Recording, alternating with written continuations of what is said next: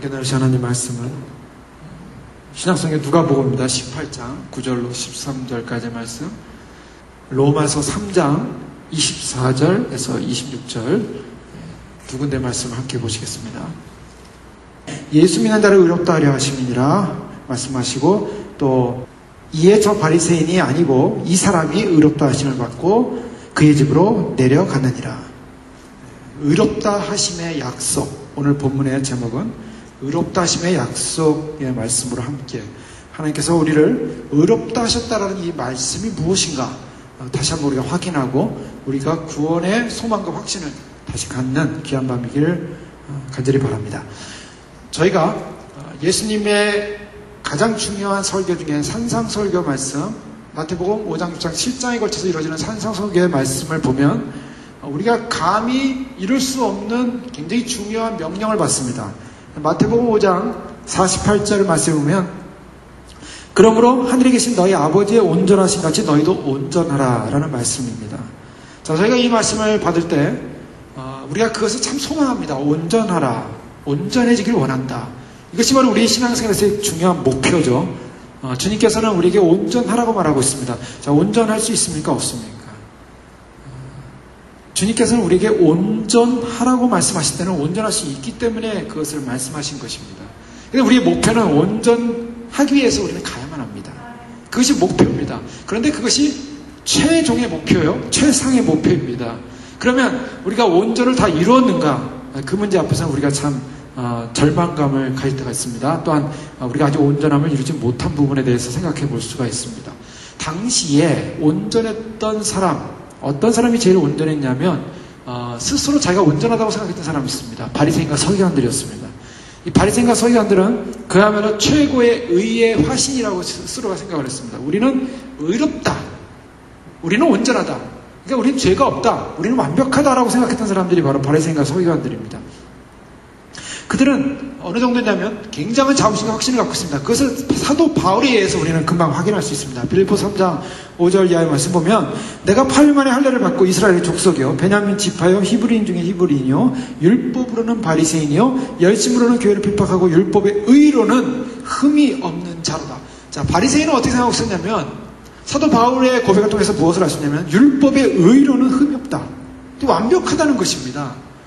바리새인은 당시에 마태복음의 5장, 6장, 7장에 나오는 예수님께서 공격 대상으로 삼았던 바리새인들은 과연 의로웠냐라고 할 때 그들은 스스로가 의롭다고 생각했습니다. 율법에 의로는 흠이 없다라고 얘기했습니다. 대표적인 사람이 나오죠. 부자 청년입니다. 부자 청년이 관원이었고 예수님께로 왔습니다. 예수님께로 와서 이 선한 선생님 어떻게 하면 영생을 얻을 수 있습니까? 이제 그 소망을 갖고 예수님께 나오지 않습니까? 그때 이 부자 청년이 예수님께 나왔을 때 예수님께서 율법을 다 지키라 그랬습니다. 그래서 이 부자 청년의 고백은 다 율법을 지켰습니다. 굉장히 완벽한 대답을 하고 있어요. 나는 율법을 다 지켰습니다. 이 바리새인들이 율법을 지킨다는 것은 굉장합니다. 이들은 금식하고 기도하고 또 어떤 의심스러운 행동도 하지 않고 자기들이 만든 율법의 규례를 따라서 그 규례들을 여러 가지 300개 이상의 규례를 만들어가지고 그들은 철저하게 지키는 사람들이었습니다. 그리고 심지어는 은혜도 베풀고 그 다음에 이 성경을 암송하고, 사람들이 볼 때 바리새인의 삶이라고 하는 것은 율법적 의로서 완벽한 삶이다라는 것을 인정할 수밖에 없는 삶이었습니다. 그런데요, 예수님께서 뭐라고 말씀하시냐면 마태복음 5장 20절에 내가 너희에게 이르노니 너희 의가 서기관과 바리새인보다 더 낫지 아니하면 결단코 천국에 들어갈 수 없느니라, 못하니라 라고 말씀하고 있어요. 자, 여기서 예수님의 기준은 뭡니까? 바리새인 서기관보다 더 의로워야 된다고 말하고 있습니다. 자, 여기서 이제 어려움이 생기는 겁니다. 난제가 생기는 거예요. 과연 우리는 의로울 수 있는가? 지금 바리새인처럼 서기관들처럼 정말 율법적으로 완벽한 그런 고백을 할 수 있는가? 더 나아가서 그들보다 더 우리는 의로울 수 있는가? 이것이 어려움이죠. 근데 이 부자 청년이 왔을 때 예수님께서 율법을 다 지켰다는 그 청년에게 또 한 가지 요청하죠. 내가 정말 완전하고 할진데 그에게서 가장 중요한 중심, 로드십입니다. 그에게서 가장 소중하게 여겼던 너의 물질을 가난한 자에게 다 나눠주고 그리고 와서 나를 쫓으라 그랬습니다.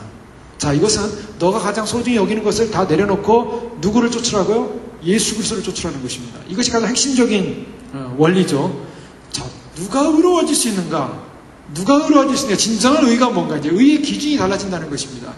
바리새인과 서기관들에게 있어서는 의라는 기준을 율법을 잘 행하는 것으로만 의의 기준을 삼았습니다. 그래서 그것은 어떠한 자기의 어떤 노력, 율법을 행하는 그런 의지적 노력, 수고, 이것을 통해서 의로워질 수 있다라고 그들은 판단을 했습니다. 그래서 예수님께서는 그 의라는 것이 인간이 노력함으로 얻는 율법을 통해서 얻는 의라는 것이 완벽할 수 없다라는 것을 말씀하시면서 결국 네가 완전하고자 할 텐데, 율법을 다 지켰다는 그 관을 향하여 네가 완전하고자 할 텐데 그 율법을 다 지킨 것으로 완전해지지 않고 예수를 쫓아야 된다. 나를 쫓아야 된다. 이것이 완전함이다 라고 말하고 있습니다. 자, 그러면 다시 마태복음으로 돌아가서 바리새인과 서기관의 의보다 더 낫지 않으면 천국에 못 들어간다 그랬습니다. 여러분, 바리새인과 서기관의 의보다 더 나은 것이 뭡니까? 바리새인과 서기관의 의보다 더 나은 것, 어떤 의미입니까? 예수 그리스도 안으로 들어가는 것입니다. 자, 이것을 말씀하고 있는 거예요. 바리새인과 서기관보다 더 의롭지 않으면 구원받을 수 없다.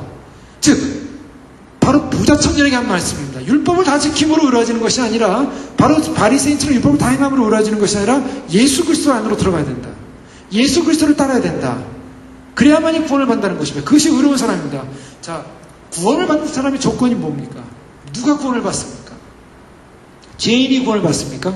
쉽게 얘기하면요, 성경에서 모든 사람이 죄를 범하였으면 하나님의 영광을 이루지 못하니, 모든 사람이 죄를 졌기 때문에 구원을 받을 수가 없습니다. 다 죄의 삭은 뭡니까? 사망이요. 다 죽어야 됩니다. 사망에는 육신적 죽음만 말하는 게 아니에요. 그것은 영원한 형벌, 정죄를 받는 것입니다. 영원한 형벌, 정죄. 그래서 죄의 삭은 사망이다라고 했을 때 영원한 형벌과 저주를 받고 죽어야 되는 그런 형편에 빠지는 것이 인생의 어떤 결과였습니다. 그런데 그런 죄라는 것을 가지고는 구원을 받을 수 없는 인생이 구원을 받는다는 거예요. 구원의 조건이 뭡니까? 그것은 의로워야 구원을 받습니다. 그런데 이 의로라는 것은 이 세상 사람들이 아무리 하나님의 말씀의 율법을 지킨다 해도 의로워질 수 있냐는 거예요. 아무리 유대인들의 축복이 뭐냐면, 로마서 3장의 말씀은 유대인들의 축복에 대해서 나오고 있습니다. 유대인들은 어떤 축복을 받았냐면, 그런데 유대인의 나음이 무엇이냐, 할례의 유익이 무엇이냐, 범사에 많으니 우선 그들이 하나님의 말씀을 맡았습니다. 자, 로마서 3장 2절에 보면 유대인의 축복이 뭐냐면 하나님의 말씀을 가졌다는 것입니다. 자, 이스라엘이 왜 소중한 나라입니까? 하나님의 눈에서 볼 때 이스라엘에게는요, 하나님의 말씀을 주셨어요. 율법을 주셨어요. 그리고 그들을 할례를 행함으로 거룩한 백성을 삼았습니다. 의로운 백성을 삼았습니다. 그러니까 하나님 말씀에 주어진 백성은요, 하나님의 백성이 가장 소중한 백성이에요. 하나님께서 우리에게 이 말씀을 주셨다는 것은 우리에게서는 엄청난 축복이고 특권입니다. 어마어마한 특권입니다. 이 말씀은 아무에게 주어지는 것이 아닙니다. 성경만 갖고 있는 것만으로 끝나는 것이 아니라 이 말씀을 해석하고 이해하고 깨닫는다는 것은, 이것은 하나님의 특별한 소유된 백성이 아니고서는 이루어질 수 없는 사건이에요. 하나님이 우리를 택했기 때문에 이 말씀이 우리에게 들어올 수 있었다는 것입니다. 이것이, 이 말씀이, 율법이, 옛날 토라라고 하는 모세 오경은 유대인에게만 줘서 유대인이 그 말씀을 지켜야만 했는데, 그 모세 오경 토라만을 지켜도 세계 최강의 최고 똑똑한 최고 지혜로운 그런 유대인의 민족입니다. 지금 유대교는요, 토라만을 믿어요. 토라만을 암송합니다. 지금도 율법대로 암송하고 율법대로 살아요. 그런데도 세계에서 세상 사람들보다 제일 똑똑하잖아요. 제일 많이 부를 얻었고 제일 많은 정책에 영향을 주고, 지금 이스라엘의, 그 조그만 나라 이스라엘의 미국과 주변에 많은 나라들이 관심을 갖고, 이스라엘의 역사에 관심을 갖고, 지금 이스라엘이 이 역사의 마지막 운명의 키를 쥐고 있는, 그런 열쇠를 쥐고 있는 마지막 시계표가 되는 이유가 뭡니까? 그들은 아직도 토라를 외우고 있어요. 아직도 그리스도교 돌아오지 못한 많은 유대인들은, 그들은 아직도 율법, 그냥 율법만을 가지고도 저렇게 살아가는데 지혜가 있어요. 그런데요, 하나님께서 지혜의 문을 확 여셔가지고 예수 그리스도를 통해서 의의 길을 여셨습니다. 예수 그리스도를 통해서 구원의 길을 여셨어요. 예수 그리스도를 통해서 생명의 길을 여셨어요. 그리고 그 구원의 길, 생명의 길, 예수님이 십자가에 못 박혀 돌아가심으로 화목 제물이 되심으로 하나님과 우리의 화평의 관계가 형성되었고, 죄가 용서를 받는 정죄함이 끊어지는 그런 법적인 칭의 사건이 이루어졌다는 것입니다. 이 법적인 칭의 사건이 이루어짐으로 말미암아 우리가 어떤 결과를 얻었냐면, 우리가 지옥에 갑니까? 천국에 갑니까? 자, 이것 하나로요, 시작입니다. 이것 하나로 뭐냐면, 일단 예수 그리스도를 믿고 그분이 나를 위해 돌아가셨다는 이 엄청난 사건, 죄를 용서하셨다는 이 엄청난 사건을 믿는 그 사건 하나가 단 이례적인 치기 사건이 이루어져 버려요. 그래서 오늘 아까 이건 본문 말씀에 보면 누가복음에 보면 18장에 보면 여기서 주목해야 될 것이 9절에 보면 바리새인과 서기관들의 모습을 어떻게 예수님이 말하냐면 또 자기를 의롭다고 믿고 다른 사람을 멸시하는 자들에게 이 비유로 말씀하시되 라고 시작합니다. 여기서 자기를 의롭다고 믿었다라는 데 초점이 있습니다. 왜 의롭다고 믿었습니까? 율법을 지켰거든요. 율법을 행했거든요. 율법의 의로는 나는 흠이 없는 자라다. 바울의 입장에서는 율법의 의로는 흠이 없다라고 얘기를 했어요. 자기를 과거를 그렇게 고백하고 있어요. 율법적으로 흠이 없다. 율법적으로 의롭다라는 것입니다. 그런데요, 자기를 의롭다고 믿었는데 그 사람이 의롭게 됐습니까? 결과가 중요해요. 결과는 어떻게 됐습니까? 결과는 바리새인, 자기를 의롭다고 한 사람은 어떻게 되냐면 의롭다 하면 칭함을 받지 못합니다. 14절에 보니까 내가 너에게 이르노니 이에 저 바리새인이 아니고 이 사람이 의롭다 하심을 받고 그의 집으로 내려가느니라. 여기에 놀라운 비밀이 있는 것입니다. 자, 예수님께서는 사역 초기에 의라는 말을 잘 쓰지 않으셨습니다. 칭의라는 말을 잘 쓰지 않았어요. 그런데 산상수설을 통해서 예수님께서 의로움에 대해서 강조를 하시긴 합니다. 어디까지 의로워야 되냐? 바리새인과 서기관보다 더 의로워야 된다. 더 의로워야 된다. 그러면요, 바리새인과 서기관들은 흠이 없는 의로운 자라고 했는데 그들보다 더 완벽해야 된다는 거예요. 근데 그 완벽한 의가 어디에 있냐면 그 샘플이 바로 여기 있다는 겁니다. 예수님께서 누가 의로운 사람이냐라고 지정할 때 어떤 사람이 의롭냐 하면 바리새인 스스로 의롭다고 하는 사람이 의로운 것이 아니었고 하나님 앞에서 자기가 죄인이라는 인식을 하고 하나님의 긍휼과 은혜를 구한 사람에게 의로움이 칭해짐을 역사를 보게 됩니다. 이제 누가 더 의로운 사람이 되냐, 누가 바리새인과 서기관보다 의로운 사람이냐, 이제 여기 열쇠가 있죠. 무엇입니까? 의로운 비결. 그것은 스스로가 의롭다고 생각하면 의로워지지 않는다는 것입니다. 그래서 나는 이것을 했습니다, 나는 저것을 했습니다, 나는 이것을 했습니다 라고 의로워지는 게 아니라 무엇이 의로움을 줍니까? 절망입니다. 절규입니다. 절망과 절규. 이 말은 좀 부정적으로 보이겠지만 이 절망과 절규는 다른 말이 아니라 인간의 실상과 속성에 대해서 인식하는 존재가 의로워질 수 있는 가능성이 있다는 것입니다.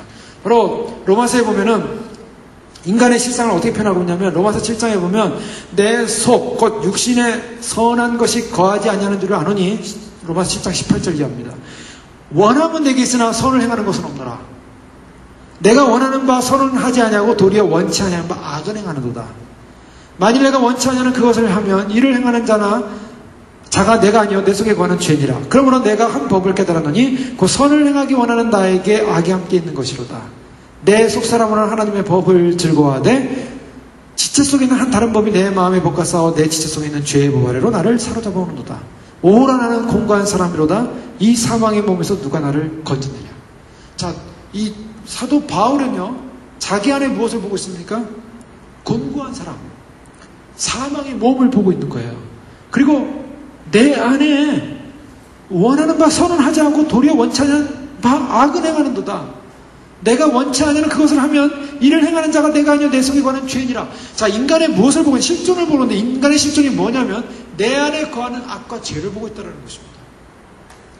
그래서 그는 절규합니다. 오라 나는 공고한 사람이다. 누가 이 사망의 몸에서 나를 건져내랴.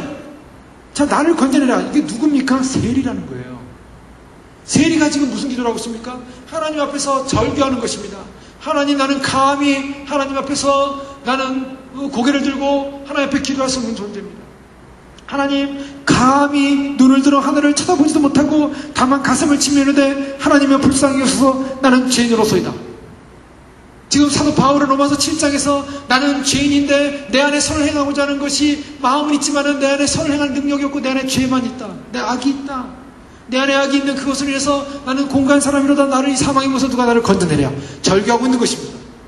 그런데요, 그 절규한 결과가 뭡니까? 절규한 결과는 로마서 8장 1절에 보면 그러므로 이제 그리스도 예수 안에 있는 자에게는 결코 정죄함이 없나니 이는 그리스도 예수 안에 있는 생명의 성령의 법이 죄와 사망의 법에서 너를 해방하였습니다. 로마서 8장 1, 2절은 굉장한 선언입니다. 기독교 선언입니다. 자유의 선언이에요. 그런데요, 이 로마서 8장 1절, 2절에 자유의 선언이 나오기까지 그 앞에는 뭐가 있었습니까? 죽음이 있었어요. 사도 바울의 죽음이 있었습니다. 나는 죽은 존재입니다. 나는 사망한 존재입니다. 나는 죄로 인해서 나는 절개하는 존재입니다. 나는 공고한 존재입니다. 하나님 나를 불쌍히 여겨주시옵소서. 누가 나를 이 사망의 이 곤고한 이 몸에서 나를 해방할 수 있는가? 나를 이 몸에서 누가 나를 건져내랴? 라고 절개하고 있어요. 바로 이 절개한 다음이 뭡니까? 그때 죄와 사망의 법에서 그리스도 예수 안에 있는 생명의 성령의 법이 죄와 사망의 법에서 너를 해방하였습니다. 그리스도 예수 안에 있는 생명의 성령의 법. 자, 이것이 해방됨으로 말미암아 죄가 떨어져 나갔다는 거예요. 죄가 떨어져 나갔을 때 우리는 죄가 떨어져 나간 사람을 성경에서 법적 용어로 뭐라 하냐면 의인이라고 합니다. 의인. 자, 여러분 의로워지셨습니까? 자, 의로워지셨다는 것을 제가 고백할 수 있는 것은 내가 주님 앞에 나는 철저한 죄인이라는 것을 인식하고 인정하고 나는 비참한 사람이고 나는 죽어야 될 존재고 나는 저주받은 존재고 그래서 나는 이 사망의 몸에 있다가는 나는 죽은 존재요. 이것을 해방되기 위해서는 예수 그리스도 그분의 십자가, 그분의 은혜, 그분의 사랑 그 안에 들어가는 것 외에는 나에게 소망이 없습니다. 예수님 외에는 나에게 아무것도 없습니다. 사도 바울은요, 예수 그리스도 외에는 모든 것을 다 뭐라고요? 배설물로 여겼다 그랬습니다. 예수 그리스도 안으로 들어가는 것, 그것이 의라는 칭함을 받게 된다는 거예요. 16세기 독일의 수도사 마틴 루터 잘 알고 있죠. 이신친이. 이 사람이 비텐베르크 수도원 종탑에 앉아 있었습니다. 여기가 이 교회당이 이게 기독교지 않습니까? 기독교 교회당인데 이 카톨릭적 전통의 약간 그림들이 색깔들이 좀 남아 있어요. 근데 신학은 완전히 우리보다 더 앞선 자유주의 신학같이 앞선 신학입니다. 굉장히 우리가 잘 아는 존 스타트나 마틴 로이 존스나 또 유명한 영국의 신학자들, 지금 신학을 주도하고 있는 탐 라이트나 이런 신학자들이 다 이 앵글리칸에 속한 사람들이에요. 그런데 옛날에 그 구교 당시, 카톨릭 당시에 종탑이 있지 않았습니까? 수도원 종탑. 그 수도원 종탑에서 그는 하나님의 완벽한 의에 대해서 고민하고 있었어요. 그래서 그 비텐베르크 수도원을 올라가면서 그 수도원의 그 계단을 갖다가 무릎을 꿇고 올라가면서 무릎으로 올라갔어요. 계단을. 그래서 이 무릎이 다 까지면서 피가 나면서까지 올라가는 거예요. 그리고 고행을 하는 겁니다. 하나님 내 죄를 씻어주십시오. 내 죄를 씻어주십시오. 고행하면서 올라가는데요. 이 고행하는 올라가면서 자기 죄를 묵상하는 거예요. 하나님 내 죄를 쏟아주십시오. 없애주십시오. 그런데 하나님의 의라는 하나님의 의가 자기의 죄에 대한 정죄를 하고 있었어요. 그래서 그는 하나님의 의만 생각하면 천둥과 번개를 맞는 거예요. 내가 아무리 죄를 씻으려고 그 비텐베르크 계단을 갔다가 무릎으로 그렇게 피를 흘리면서 올라갔다 내려갔다 해도 내 죄가 씻어지지 않는 것을 보는 거예요. 너무 괴로운 거예요. 나는 언제 의로워지나? 나는 언제 거룩해지나? 나는 언제나 정결해지나? 로마서 2장 16절에 보면 내가 복음을 부끄러워하지 아니하노니 이 복음은 모든 믿는 자에게 구원해 주시는 하나님의 능력이 됩니다. 첫째는 유대인에게 또한 헬라인에게로다. 복음은 하나님의 의가 나타나서 믿음으로 믿음에 이르게 하나니 오직 기록된 바 오직 의인은 믿음으로 말미암아 살리라. 이 말을 들을 때요, 이 말을 읽을 때 이 마틴 루터는 바울이 미워졌다는 거예요. 어떻게 이걸 해석할 수 있는가? 어떻게 이렇게 말할 수 있는가? 어떻게 믿음으로 의로워진단 말인가? 이렇게 고행을 했는데도 의로워하실 수 없는데. 왜냐하면 이 카톨릭의 전통은 뭐냐면, 카톨릭은 칭의 문제를 어떻게 다뤘냐면, 카톨릭은 성화가 이루어져야 칭의가 된다고 가르치고 있습니다. 성화가 문제예요. 그래서 거룩한 고행식을 많이 하는 겁니다. 고행을 통해서 자기의 죄를 씻는 작업을 많이 해요. 그런데 이거 순서가 바뀐 거예요. 칭의가 이루어진 사람은 반드시 성화를 이룹니다. 그런데 성화를 이뤄야 의롭게 되는 게 아니에요. 그러면요, 이거 행위구원이 들어가요. 행위구원이 되기 때문에 이것은 굉장히 심각한 오류를 나타낸다. 또 카톨릭은 그 신학 자체가 성화를 이루어야 의롭게 된다는 거예요. 그러니까 사람들이 수도원 운동을 하는 겁니다. 금식을 하는 겁니다. 그리고 금식을 하고 또 자기 경건 운동을 하고 그래서 의를 이루려고 해요. 그러나 그것은 순서가 잘못된 거예요. 그래서 이 루터는 그 신학 속에 빠져 있던 거예요. 자기가 아무리 성화를 이뤄서 의로워지려고 해도 의가 안 생기는 거예요. 그러니 이것이 해결 방법이 없는 겁니다. 그런데요, 어거스틴의 글을 보면서 그는 기운을 얻기 시작했고, 다시 로마서 이 말씀을 통해서 그는 하나님의 의라는 것이 나의 노력을 통해서, 나의 행위를 통해서 내가 노력함으로 의를 쟁취해내는 것이 아니라, 의라는 것은 하나님의 무조건적인 자비를 통해서 이루어지는 사건임을 발견하게 됩니다. 그 하나님의 무조건적인 자비가 무엇인가? 바로 예수 그리스도의 십자가를 통한 바로 은혜라는 사실을 깨닫기 시작한 거예요. 예수 그리스도를 믿음으로 말미암아 의에 이른다는 사도 바울의 고백이 그에게 천둥과 번개가 그를 저주하는 것처럼 왔는데 이제는 그를 깨어나게 한 것입니다. 그래서 그가 깨달았을 때 드디어 그에게 정말 치료의 빛이 임한 거예요. 생명의 빛이 임한 것입니다. 그동안 눌려 있었던, 그동안 억눌려 있었던, 그동안 괴로웠던, 힘들었던, 그래서 자기 죄책에 대한 그 두려움, 죄책에 대한 갈등, 죄책에 대한 그런 저주에 대한 그 절망감, 여기서부터 해방이 되기 시작한 거예요. 그래서 우리가 사는 것은 나의 노력을 통해서, 내가 굉장히 노력하고 내가 거룩해지고 내가 정결해져야만이 결국 구원에 이른다라는 그런 강박관념. 자, 이게 이제 왜 이 설교를 제가 오늘 하게 되냐면, 주님 모심을 준비하는 믿음의 백성들이 어떤 말씀을 많이 들었습니까? 우리가 그동안 이제 역으로 지금 말씀을 보는 겁니다. 그동안 우리가 들어온 것은 교회에서 뭘 들어왔습니까? 이신칭의를 강조됐죠. 그래서 예수님을 믿으면 다 구원받는다. 믿음으로 의롭게 됐다. 제가 지금까지 설명해 봤던 그 내용입니다. 그런데요, 그렇게 믿어왔는데 어느 날 주님 오신다 그러고 또 천국에 갔다고 지옥에 갔던 사람들이, 많은 사람들이 아니 교회를 다니고 예수를 믿었다는 사람들이 지옥에도 갔더라는 거예요. 그럼 믿었는데 왜 지옥에 가냐는 거죠. 그랬더니 결론은 뭐냐, 내용을 가만히 보니까 믿긴 믿었는데, 믿는다고 했는데 믿은 자답게 살지 않았다는 겁니다. 믿음으로 고백을 했는데 믿은 자답게 살지 않았다는 거예요. 그래서 그 지옥에 들어온 사람들의 그 제목을 보면요, 거기에 별 제목이 다 있잖아요. 어떤 사람은 주일성수 안에서 지옥에 와 있고, 어떤 사람은 11조상 안에서 지옥에 와 있고, 어떤 사람은 그러니까 바원을 받았지만은 입에서 자꾸 욕을 하고 원망하고 이런 말 해가지고 지옥에 와 있고요. 어떤 사람은 남을 용서하지 못해서 지옥에 와 있고요. 이 지옥에 와 있는 제목들 보면요, 우리가 볼 때는 이거 예수님 믿고 다 그렇게 슬쩍슬쩍 넘어갈 수 있는 거 아니냐, 당연히 그럴 수도 있는 거 아니냐라고 했던 내용들이 지옥의 제목으로 와 있다는 거예요. 그 사람 충격을 받기 시작했어요. 그럼 어떻게 되냐? 우리가 율법대로, 말씀대로 하나도 빼놓지 말고 살아야 되지 않느냐.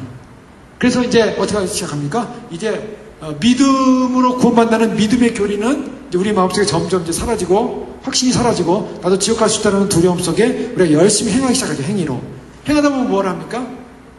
우리 안에 내가 좀 더 못한 것이 없는가, 또 강박감정이 생기기 시작해요. 그래서 내가 안 한 것이, 내가 이렇게 못하는 것은 내가 뭔가 좀 안 했기 때문에 아닌가, 정죄감이 생기기 시작하죠. 자, 이것의 밸런스입니다. 이게 뭡니까? 자, 처음을 잃어서는 안 돼요. 우리의 구원의 본질은 예수 그리스도를 믿음으로 말하면 구원을 받는 것입니다. 그런데 중요한 것은 그 다음이 문제였어요. 자, 마틴 루터가 이 사실을 깨닫고요, 이신칭에 대한 놀라운 사실을 깨닫고 사람들에게 얘기를 했는데, 사람들이 혼동하기 시작한 거예요.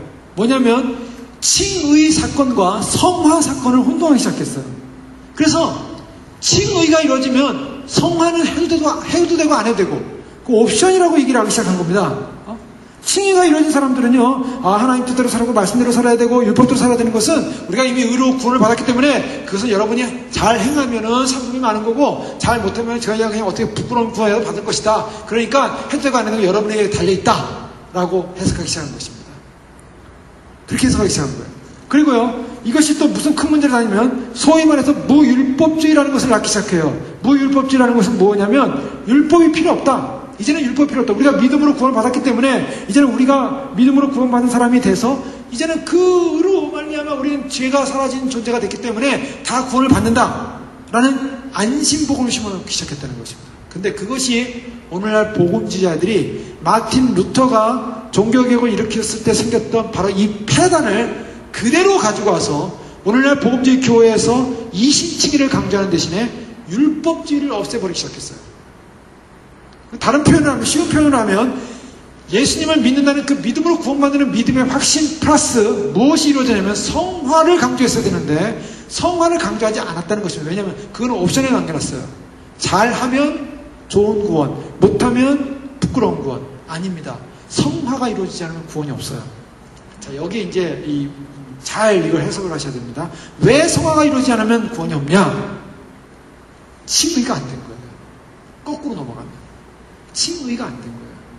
내가 예수 그리스도를 정말 믿음으로 구주로 믿었다면, 그래서 그분을 말하면 내가 의롭게 됐다면 그 다음 단계는 뭡니까? 반드시 성화해야 됩니다. 반드시 성화로 가야 돼요. 자, 그것이 왜 그런가? 로마서 6장 말씀 보겠습니다. 로마서 6장에 보면요, 사도 바울이 이것을 굉장히 많이 강조하는 부분이에요. 6장 1절 말씀부터 보시면요. 그런데 우리가 무슨 말을 하려고 은혜를 더하게 하려고 죄에 거하겠느냐? 그럴 수 없느니라. 죄에 대하여 죽은 우리가 어찌 그 가운데서 살리요? 자, 무슨 말씀입니까? 은혜를 받았어요. 어떤 은혜를 받았습니까? 예수 그리스도가 날 위해 십자가에 돌아가셨고 그분을 믿으면 구원을 받는 그 은혜의 복을 받아들였어요. 그 은혜를 받았어요. 그렇기 때문에 우리가 의로워졌어요. 칭의가 됐어요. 그럼 우리가 이신칭의로 구원받은 사람입니다. 이신칭의로 구원받은 사람의 그 다음 단계는 뭡니까? 그러면 죄에 더 거할 수 있겠냐는 거예요. 왜요? 옛날에는요, 죄에 대한 절망을 외쳤어요. 세리처럼 죄에 대한 절망을 외쳤습니다. 바울처럼 죄에 대한 절망을 외쳤습니다. 죄에 대한 절망이 해결의 방법이 뭐였어요? 예수님께로 가는 거였어요. 그 죄에 대한 절망의 방법은 예수님께로 가서 예수님을 말미암아 예수님을 의지하니까 칭의가 이루어졌어요. 그 때문에 그 다음 단계 거꾸로요. 죄를 많이 질수록 은혜가 크기 때문에 내가 더 죄를 거하겠느냐? 사도 바울은 절대 아니라고 그러죠.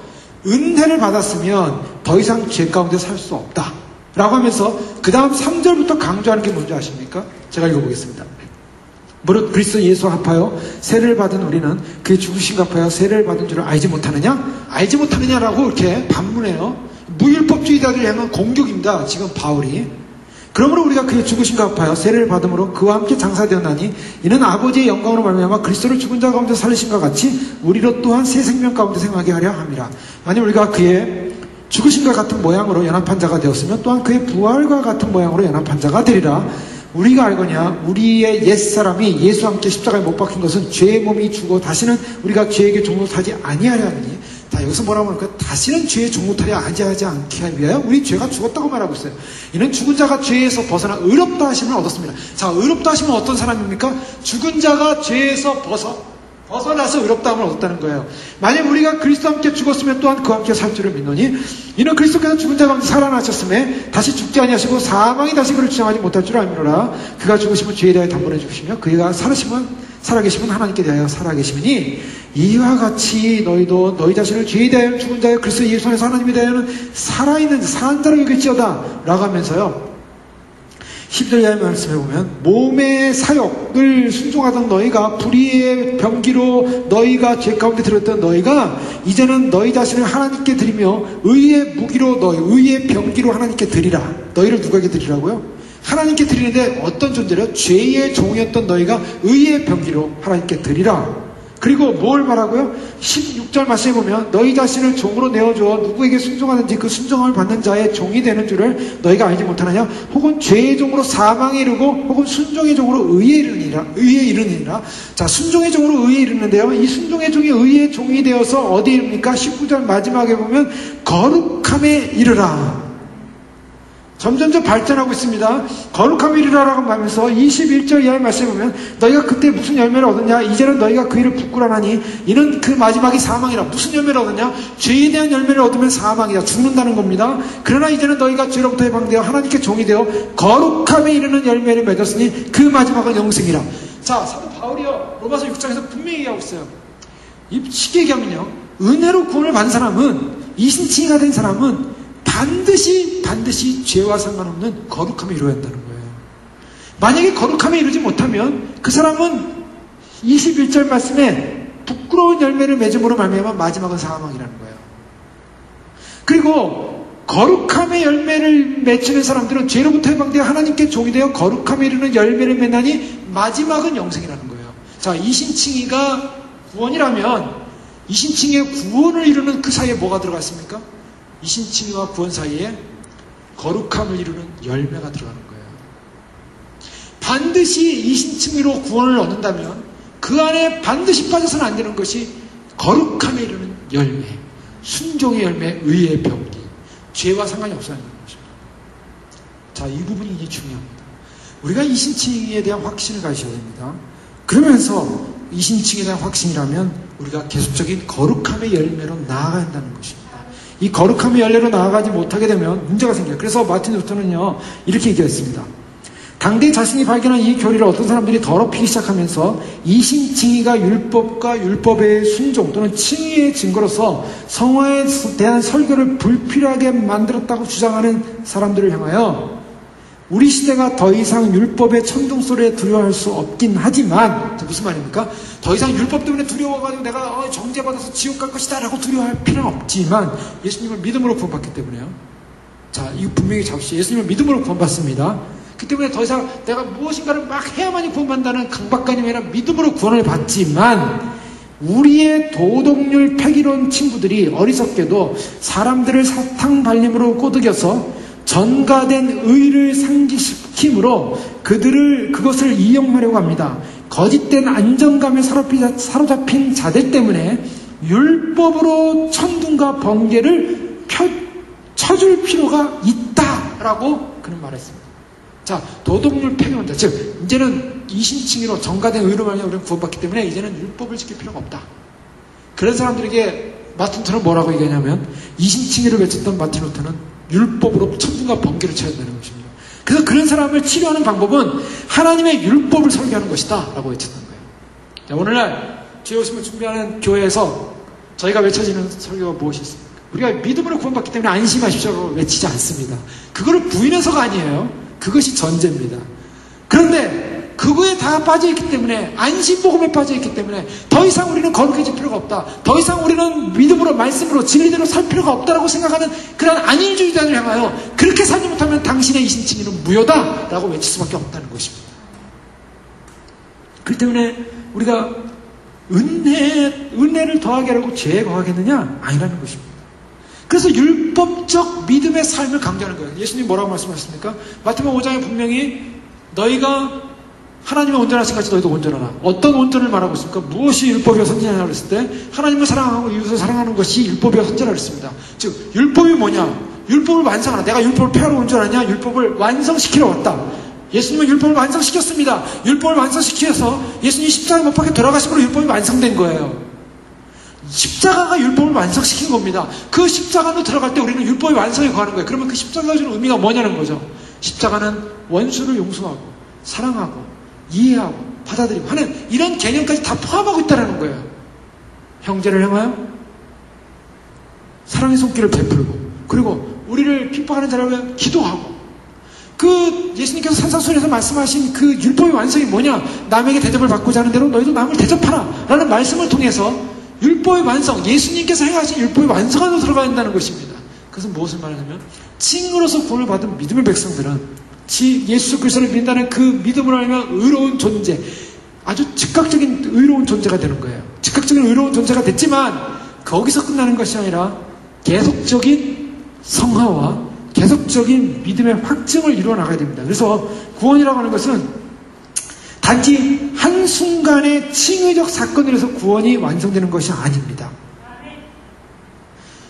예수님을 내가 믿기만 하면 구원받습니다 라는 칭의적 한순간의 사건으로 구원이 완성되는 게 아니라, 구원의 완성이라는 것은 칭의로서 의롭다함을 받았으면 반드시 완성을 향하여 가야 됩니다. 그것이 완전하랍니다. 그것이 온전합니다. 그 사도 바울은요, 너희는 두렵고 떨림으로 구원을 이루라. 왜요?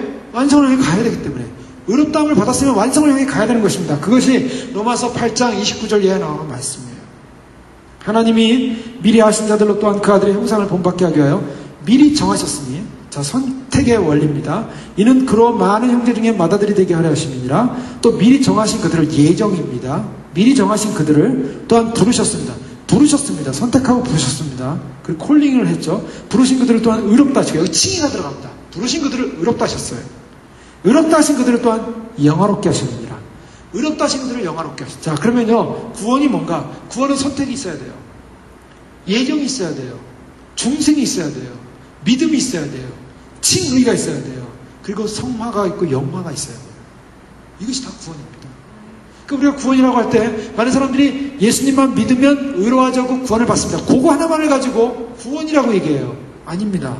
그것은 구원의 삶의 시작일 뿐이에요. 현대신학의 오류가 바로 여기 있다는 것입니다. 이 칭의 사건을 무율법주의로 마틴 루터 시대에 있었던 칭의를 이용해서 소위 말해서 율법을 지키지 않아도 된다라는 하나의 이 마음의 부담감을 더는 거죠. 그리고 자기 멋대로 사는 것입니다. 바로 오늘날 현대신학의 오류가 여기 있다는 것입니다. 이것은 저만 얘기하는 것이 아니에요. 성경만 얘기하는 것이 아닙니다. 오늘날 깨어있는 믿음의 목사님들이 다 이런 부분을 지적하고 있는 거예요.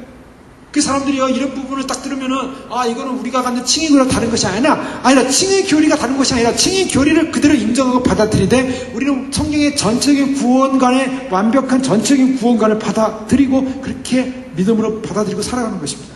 존 메가드 목사님은요, 현대 교회 신학의 문제점을 바로 이 점을 지적하고 있어요. 마틴과 똑같이.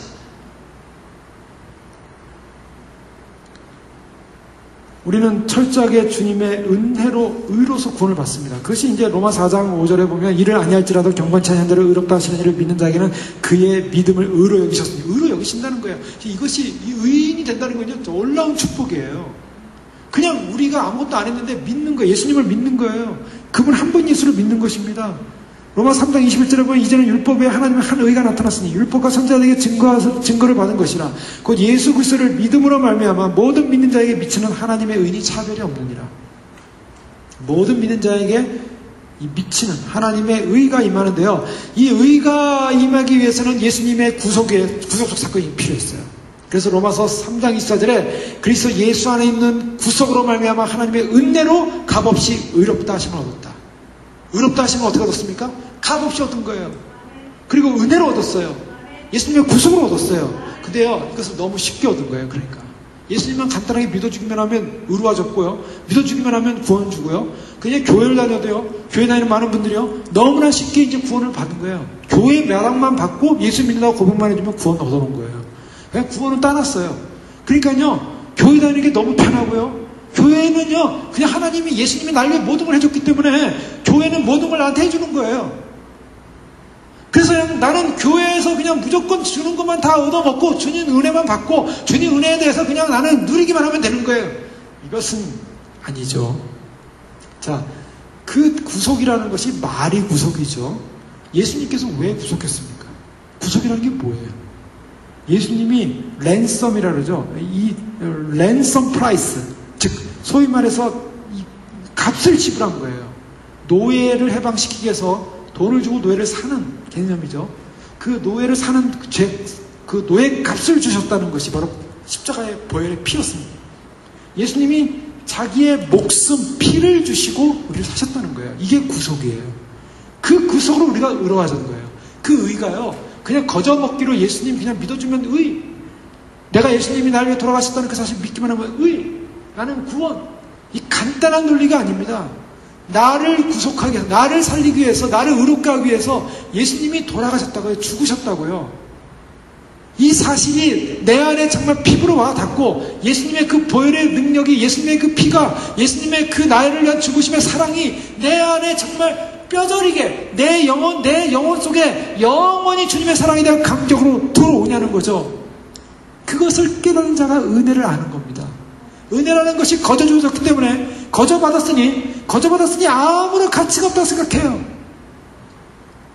그러니 거기에 대한 희생, 거기에 대한 섬김, 거기에 대한 책임감, 거기에 대한 헌신, 거기에 대한 중압감, 주님을 위해 살아야 한다는, 주님과 함께 한다는 그 모든 삶에 대한 나의 값을 치료한다는, 제자로서의 값을 치료한다는, 십자가의 길을 걸어가야 한다는 그런 믿음의 삶을 빠져버렸습니다. 주님을 위해 시작하십시오, 주님을 위해 섬기십시오, 주님을 위해 인내하십시오, 주님을 위해 사십시오. 아이고, 그걸 왜 합니까? 주님이 나를 위해서 모든 걸 줬는데 나는 편하게 그냥 구원받으면 되는데. 그건 예수 그리스도의 구속을 욕되게 하는 것입니다. 너희가 나를 다시 십자가에 못 박는 것이다. 십자가의 구원의 사건을 가볍게 여기는 것. 여러분, 우리가 정말 예수님의 전가된 의에 대해서 감동을 갖냐면요, 우리는 더 이상 죄인으로 살 수 없다는 것입니다. 나의 그 의를 위해서 예수님이 십자가에 돌아가셨는데 내가 어떻게 죄에 허하겠느냐. 사도 바울의 고백이 그거예요. 우리를 왜 돌아가셨어요? 우리를 왜 살리기 위해서, 나를 왜 의롭게 하기 위해서 돌아가셨냐는 거죠. 거룩하게 하기 위해서, 그 아들의 형상을 본받기 위해서. 우리의 목적이 무엇입니까? 예수님이 나를 위해 돌아가신 목적이 뭡니까? 그래서 나를 거룩하게 하고 나를 의로운 존재로, 거룩한 존재로, 정말 주님의 모습에 합당한 존재로 우리를 만들기 위해서 주님이 우리를 돌아가셨다는 거예요. 베드로전서 1장 18절에 너희가 알거니와 우리 조상의 유전한 망령된 행실에서 구속된 것은 은이나 금같이 없어질 것으로 된 것이 아니요 오직 흠없고 점없는 어린 양 같은 그리스도의 보배로 필요한 것이니라. 우리가 구속은 그리스도의 보배로 피입니다. 너희가 그 은혜를 인하여, 에베소서 2장 8절, 믿음으로 말미암아 구원을 얻었나니 이것이 너희에게서 난 것이 아니요 하나님의 선물이라. 하나님의 선물, 하나님의 은혜, 그리스도의 보배로운 피. 그런데요, 이러한 절대적인 하나님의 사랑, 하나님의 은혜를 깨닫고 나는 죄인입니다. 나를 위해 구속하신 그 사랑 앞에 감격하고 그래서 그 사랑 없이는 나는 존재할 수 없습니다라고 고백하며 믿음으로 살아가는 그 믿음의 사람에게 주님께서 즉각적인 칭의가 이루어집니다. 그래서 그 세리는요, 거기서 딴 게 한 게 없어요. 무슨 율법적 행위를 한 것이 아닙니다. 무슨 기도를 무슨 무슨 대단한 기도를 한 것도 아니에요. 어떠한 무슨 종교의식을 치를 것도 아니에요. 감히 서서 나는 주님을 향하여 얼굴을 들고 기도할 수 없습니다. 용서해 주십시오. 하고 절규하고 있었어요. 그런데 예수님이 그 사람이 의롭다. 진정으로 자신의 죄에 대한 절망과 그리고 하나님 앞에서 나의 아무것도 아니라는 저주받은 존재라는 사실에 대한 인식과 그 저주받은 인식을 가지고 있을 때 나를 용서하신 그 놀라운 하나님의 사랑, 예수님의 사랑, 나를 사랑하신 그 사랑을 깨닫고 그 예수님 안에 머물기 시작할 때 그 사람은 의롭다는 것입니다. 그러면 그런 사랑을 가지고 주님 앞에 머물러 의로운 사람들은요, 그 의를 가지고 그냥 살 수가 없는 거예요. 너희를 의의 병기로 하나님께 드리라. 의의 병기가 뭡니까? 거룩함이 일어나는 것입니다. 의의 병기로 드림으로 말미암아 거룩한 열매를 맺으라는 것입니다. 거룩한 열매, 그것이 성화입니다. 그 거룩한 열매를 맺기 위해서는 어떻게 해야 됩니까? 우리는 에베소서 말씀을 통해 살펴봤습니다. 어떻게 하면 성결할 것인가? 어떻게 하면 순결할 것인가? 어떻게 하면 옛사람을 벗을 것인가? 어떻게 하면 빛의 사람을 입을 것인가? 어떻게 하면 내가 정결할 것인가? 베드로후서 1장 4절 말씀에 보면 이로써 그 보배롭고 지극히 큰 약속을 우리에게 주사 이 약속을 말미암아 너희로 정욕을 인하여 세상에서 섞어질 것을 피하여 신의 성품에 참여하는 자가 되게 하려 하셨으니 신의 성품에 참여한다는 거예요. 그러니 너희가 더욱 힘써서 뭐라 그러냐? 베드로 뭐라 그럽니까? 첫 번째, 너희 믿음의 덕의 지식의 절제의 인내의 경건의 형제 우애의 사랑을 공급하라. 자, 이것이 율법을 이루는 것입니다. 자, 베드로전서에서 믿음이 이제 시작인 거예요. 믿음이 있다면, 그 다음에 그 믿음이 있다면 덕과 지식과 절제와 인내와 경건과 형제 우애와 사랑을 더히 입고 예수 그리스도를 알기에 게으르지 않고 열매없는 자가 되지 말고, 그러므로 10절에 보면 형제들아 더욱 힘써 너희 부르심과 택하심을 굳게 하라. 너희가 이것을 행한 즉 언제든지 실족하지 아니하리라. 그래서 실족하지 아니하는 것은 영어 이 킹제임스 버전에 보면 You shall never fall. 너는 결코 멸망하지 않을 것이다. 결코 실족이라는 게 그냥 슬쩍 넘어지는 게 아니에요. 지옥에 떨어지지 않다는 거예요. 어떤 사람이요? 너희 부르심이 먼저 아는 사람, 택하심이 먼저 아는 사람, 우리가 어떤 존재라는 것을 아는 사람, 어떻게 의로워졌다는 것을 아는 사람, 그러면 내가 어떻게 살아야 할지를 아는 사람. 결국 성경에서 말하는 것은 뭘 말하냐면요, 이것을 실족지 않는 방법이 뭐냐? 너희답게 살아랍니다. 쉽게 얘기하면 너희답게. 너희가 누구냐라는 거예요. 나는 누구냐는 거예요. 나답게 살아라는 거예요. 뭐가 나답다는 거예요? 의로운 삶을 살라는 거예요. 의로워졌지 않습니까? 의로워졌으면 의로운 자의 삶을 살라는 것입니다. 사람들이요, 제 설교를 어떤 분들은 와서 이제 듣는 분들이 그렇죠. 너무 길다고 1시간 넘는다고 막 힘들어 하잖아요. 그런 분들이요, 어디 놀이공원 가가지고 놀이기구 하나 타려면 얼마나 기다릴까? 사람 많을 때 가면요. 예전에 한번 어디 갔더니 놀이기구를 하나 타려고 보니까 사람들이 줄을 섰는데 막 얼마나 줄을 서놨는지요. 그거 타는데 1시간이 넘게 기다려요. 1시간 넘게. 1시간 동안. 그냥 시간이 그냥 1시간 동안 가는 거예요. 거기 줄 한번 타려고 줄 서가지고. 파사디나에 어디 무슨 음식점이 하나 있더라고. 콜로라도 길에 아주 유명한 음식점이에요. 여기도 하나 있는 것 같은데.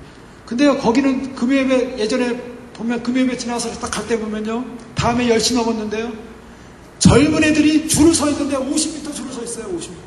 근데 제가 그 동네 살면서 딱 한 번 가봤어요. 한 번 그 음식점을.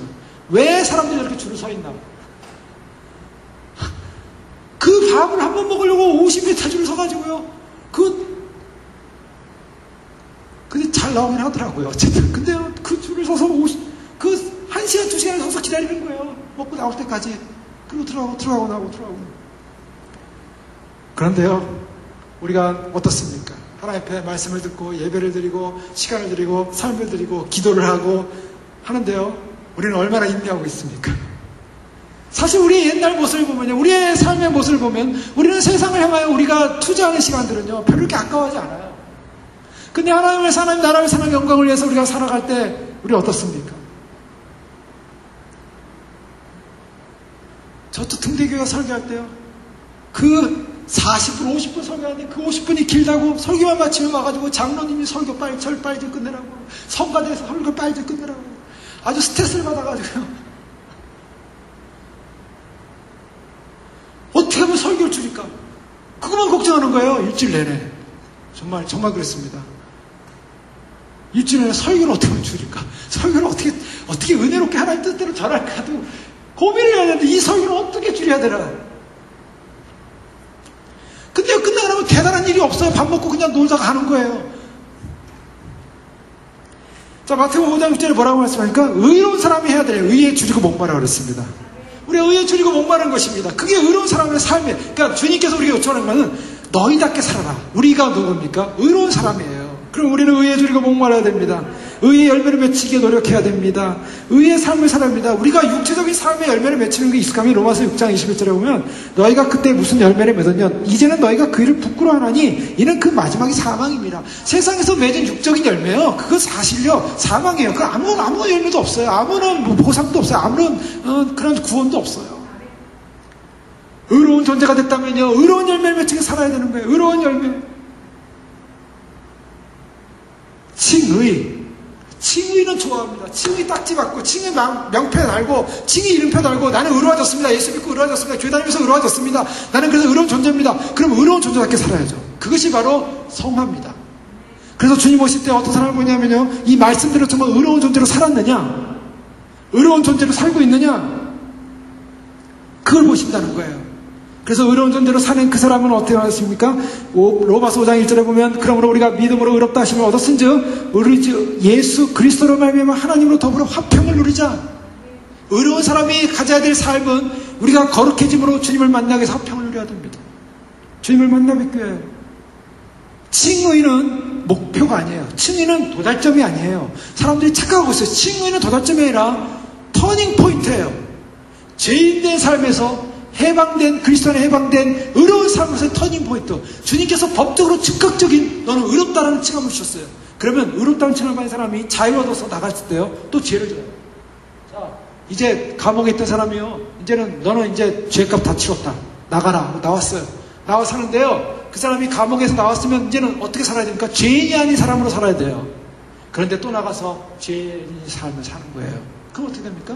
그 사람은 자유인이 됐지만 다시 죄인으로 다시 감옥에 들어가요. 근데요, 다시 들어가는 감옥은 못 나와요. 영적으로. 이미 우리가 의롭다 하게 됐는데, 의로운 존재를 만들어주셨는데, 주님께서 우리의 죄와 사망과 저주와 감옥에 있다가 우리를 구원해 주셨는데, 이제는 우리가 자유인으로 살아야 되고, 믿음으로 살아야 되고, 의로운 열매를 맺히게 살아야 되고, 그래서 우리는 바쁩니다. 우리 의로운 열매를 맺히기 위해서 우리는 의에 순종해야 되고, 거룩함에 순종해야 되고, 정결함에 순종해야 되고, 의의 병기 우리를 드려야 돼요. 우리의 병기를 드려야 됩니다. 너희를 하나님께 드리라. 주님, 내 마음을 드립니다. 내 삶을 드립니다. 내 찬양을 드립니다. 내 예배를 드립니다. 내 인생을 드립니다. 내 몸을 드립니다. 내 시간을 드립니다. 나의 모든 것을 드립니다. 나의 것을 의의 병기로 주님께 드리는 거예요. 그것이 예배입니다. 하나님께 나의 것을 드리면서 내 인생을 사는 겁니다. 내 시간을 사는 겁니다. 주님을 바라보면서, 주님을 기다리면서, 주님을 사모하고, 주님을 기다리면서 주님과 연합되어지는 관계예요. 너희가 죄와 함께 십자가에 죽었으니 그리스도와 함께 사는 것이다. 연합된 삶으로서 그리스도의 성품을 닮은 자로서의 삶을 살아가는 것. 주님이 우리를 그렇게 부르셨습니다. 부르신 그 부르심과 택하심을 굳게 하라. 그러면 주님께서 결코 우리가 떨어지지 않을 것이라고 말씀하고 있습니다. 그런 사람에게 어떤 사람이 옵니까? 그런 사람에게 생명이 풍성함이 오는 것입니다. 요한복음 10장 10절에 도적이 오는 것은 도둑질하고 죽이고 멸망시킬 뿐이요 내가 온 것은 양으로 생명을 얻게 하고 더 풍성히 얻게 하려 합니다. 풍성하게. 여러분, 우리에게 생명이 풍성합니까? 내가 그리스도로 말미암아 내 안에 생명이 풍성합니까? 요한복음 7장 38절에 나를 믿는 자는 성경의 이름과 같이 그 배에서 생수의 강이 흘러나리라. 생수의 강이 흘러나오고 있습니까?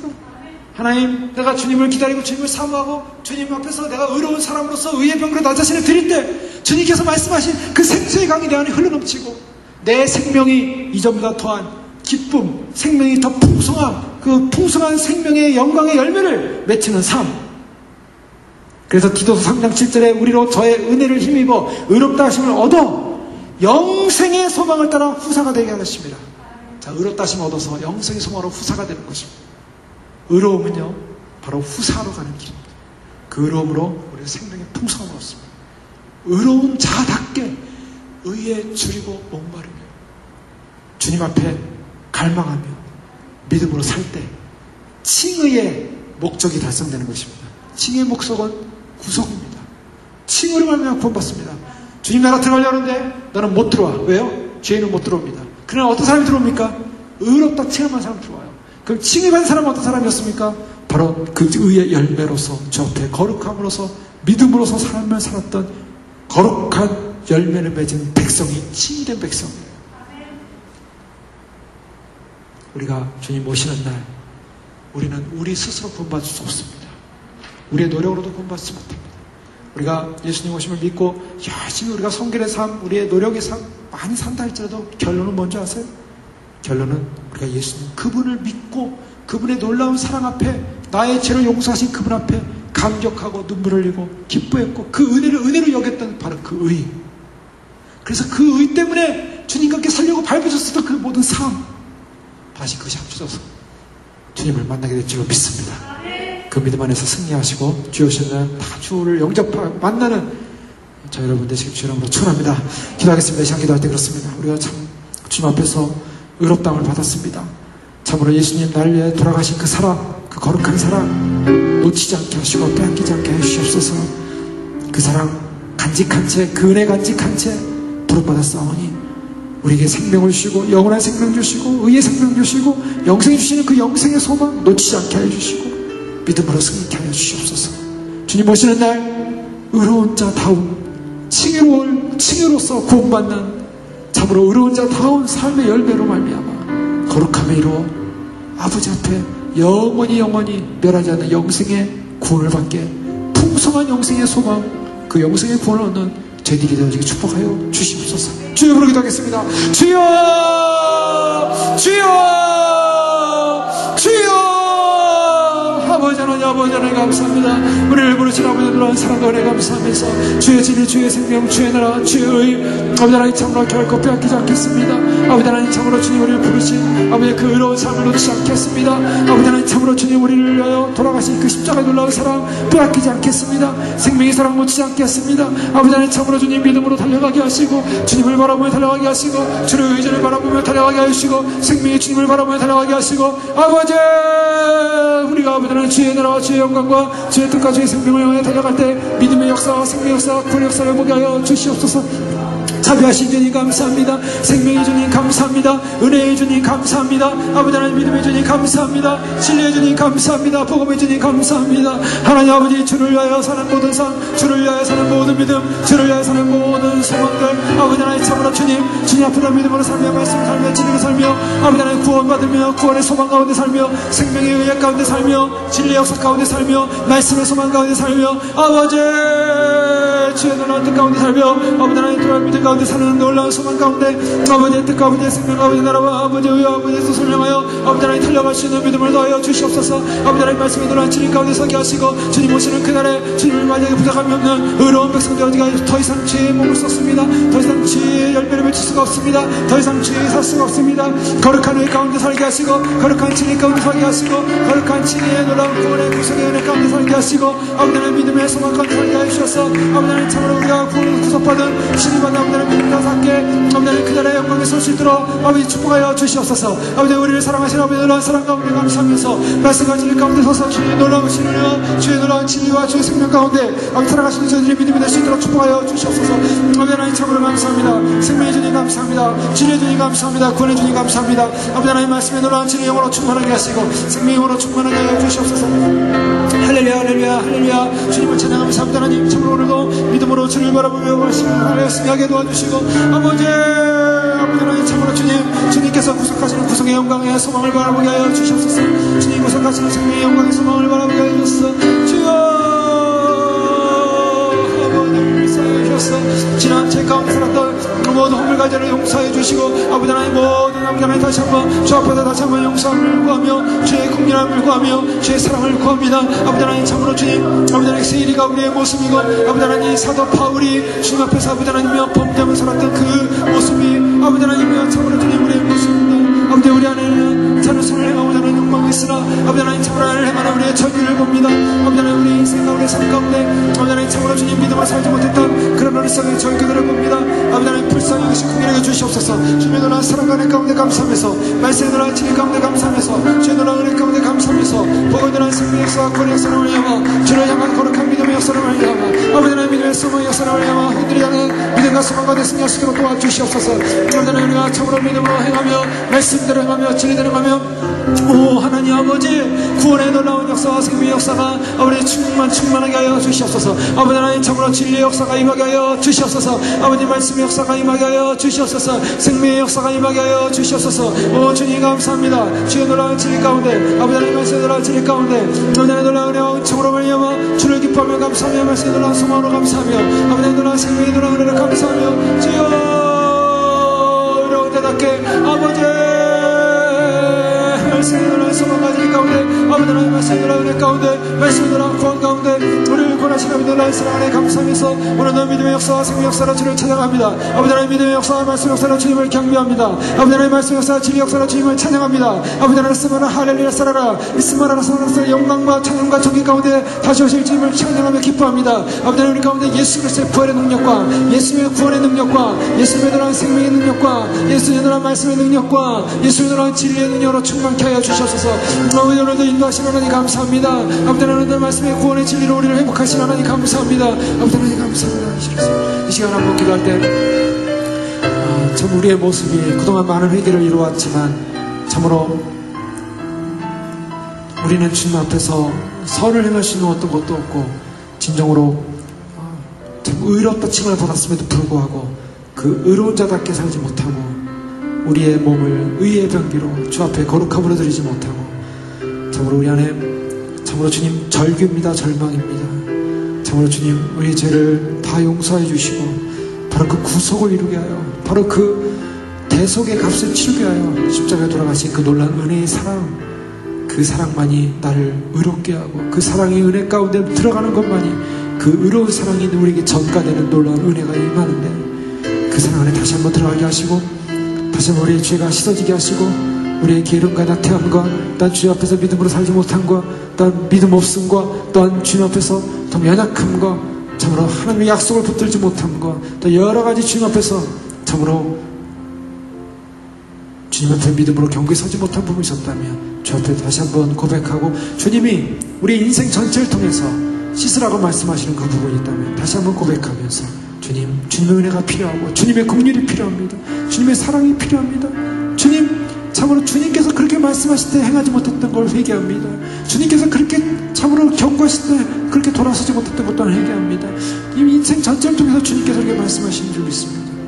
주님 앞에 서기 전에 우리가 하나하나 다 그러한 죄를 다 씻기 원하고 바로 그러한 절규 가운데 있는 자가 그런 분들이 바로 칭의 의롭다움을 받는 모습인 줄 믿습니다. 주 앞에 시간 기도할 때 주 앞에 주님께서 우리의 마음 가운데 심령 가운데 깊이 주님 앞에 해결되어야 될 문제가 있었다면 주 앞에 다시 한번 고백하며 주 앞에 돌이키는 그런 은혜를 더하여 주시옵소서. 주여 부르게 하겠습니다. 주여 주여 주여 아버지 하나님 이 시간 주 앞에 다시 한번 고백하며 아버지 하나님 이 시간에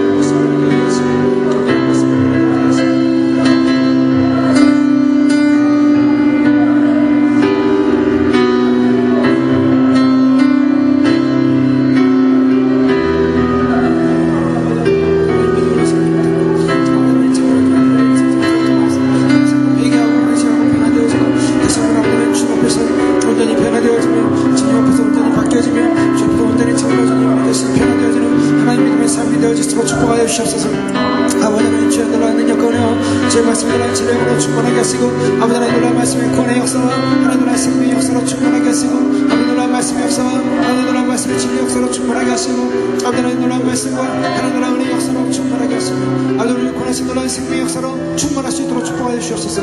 아버지 우리를 인도하신 하나님 놀라운 사랑과 은혜 가운데 충만하게 하시고 하나님 우리를 역사하신 하나님 놀라운 은혜 가운데 충만하게 해주시고 아버지 놀라운 말씀과 놀라운 진리의 은혜 가운데 충만하게 하시고 우리를 회복하신 하나님 놀라운 사랑의 은혜 가운데 충만하게 하시고 아버지 하나님 주의 놀라운 말씀의 놀라운 진리 가운데 충만하게 하시고 아버지 놀라운 구원의 역사 가운데 충만하게 해주시고 아버지 하나님 참으로 주 앞에 아버지 하나님